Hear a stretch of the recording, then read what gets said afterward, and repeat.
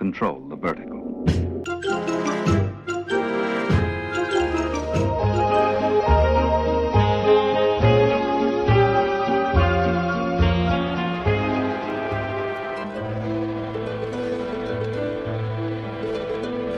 Welcome to Anthologic, the TV anthology podcast.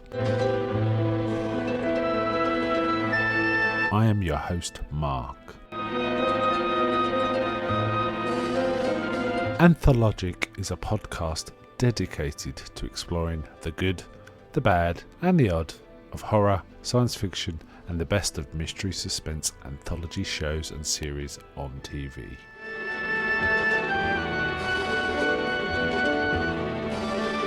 Join me as we slip through the cracks of reality to approach the extremes of experience, where we can peruse the stories and art of a sinister fairground of strange and wonderful rides.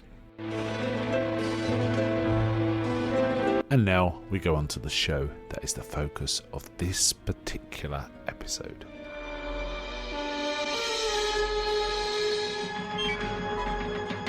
Welcome to this episode of Anthology with your host Mark. Today we are covering a Twilight Zone episode. This one is called Third from the Sun. It was first aired January the 8th, 1960, and it is the 14th episode of Season 1. This one is based on a story by Richard Matheson. Richard Matheson, one of the titan writers of sci-fi, particularly TV sci-fi, but also sort of novels and so on in the 50s and 60s. Known for stuff like The Incredible Shrinking Man and I Am Legend, that kind of thing.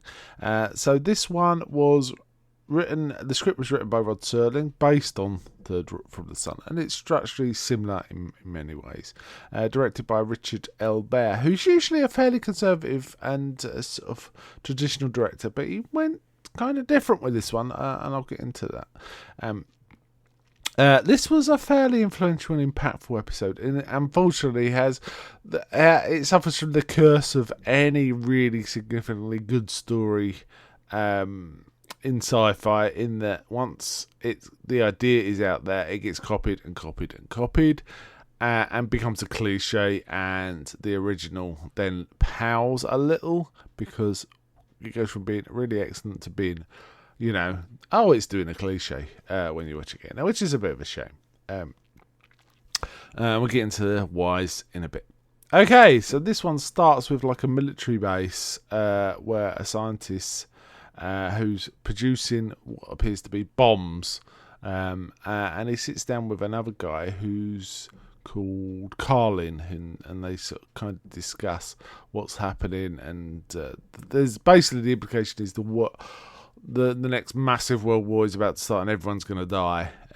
But he's got a family, and he's also friends with a guy who sort of works there, but his friend is the test pilot for a sort of super secret spacecraft. He knows this is happening. It's all very sweaty, this very sweaty episode, very tense. And that I did mention, the director is usually a fairly straight up, nuts and bolts kind of director. Went a bit different with this one. There's a lot of Dutch angles. There's lots of unusual lenses being used. There's lots of close-ups of guys sweating and tension. And, they're trying to do everyday activities like play cards or just talk. But you can tell they're kind of almost biting their lips as they're going.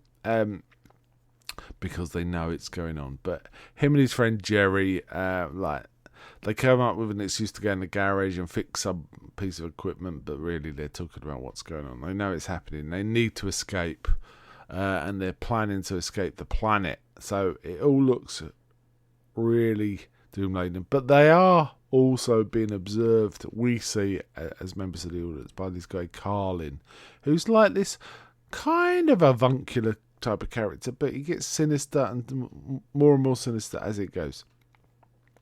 We see that Sturker's family is, he's got a wife and a fairly old teenage daughter who talks about going on a date, and he says you've got to cancel it and don't tell her why. But in essence, they're kind of planning to escape, but they don't want to tell their families until the last minute. They don't want anyone else to know, and they don't want to panic their families until everything's ready. And there's some very telling things throughout the story. For example, after this game of cards, the wife starts tidying up, even though she knows she's leaving. She said, "This is pointless. We're never coming back." And there's this kind of sense of hopelessness. And there's also talk of like gambles and like, those are decent odds, better than the alternative and stuff like that. But Carlin is kind of, we see him, he's shifty. At one point, they're drawing out plans for where the planet they're going to is, and put it on a piece of paper. And Carlin interrupts, comes in, and sort of makes himself busy. And he's about to pick up the piece of paper they're writing plans on, where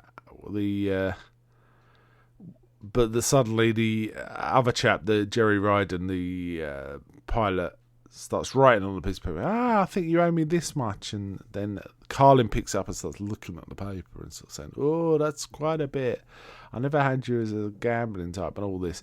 And we can see as an audience member the plans on the back of the piece of paper. So all he has to do is turn the paper around and it'll all be blown. But there's some quite nice sort of tense moments throughout. I really quite like this episode. I think it's a very solid episode.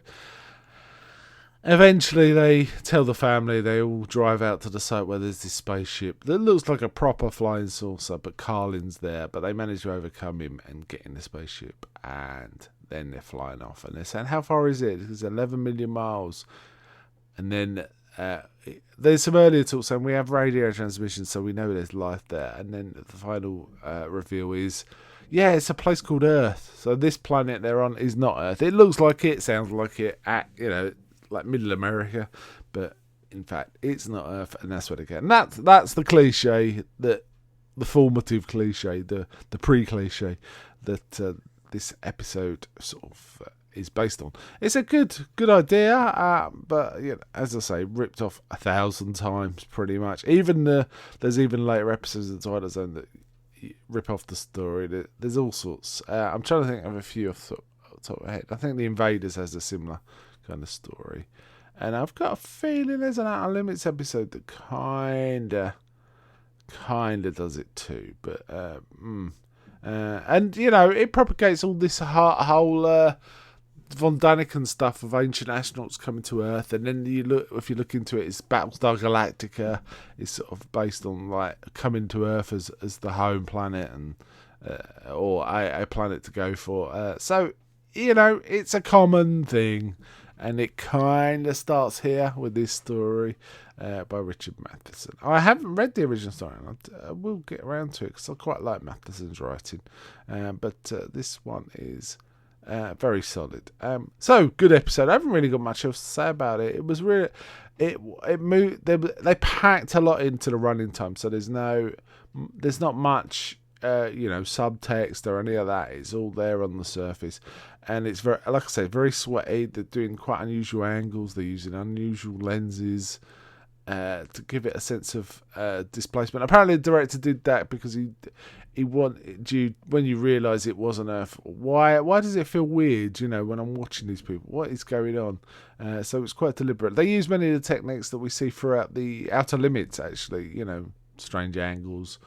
Strange fields of view, strange lenses to give it a sort of disconcerting air, and it kind of works. Fritz Weaver is the main actor.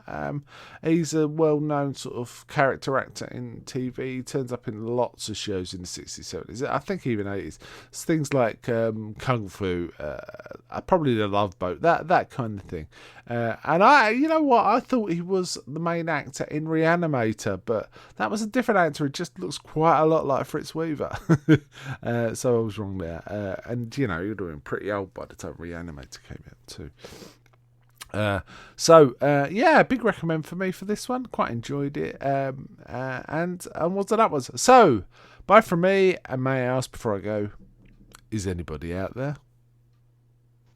I'm not.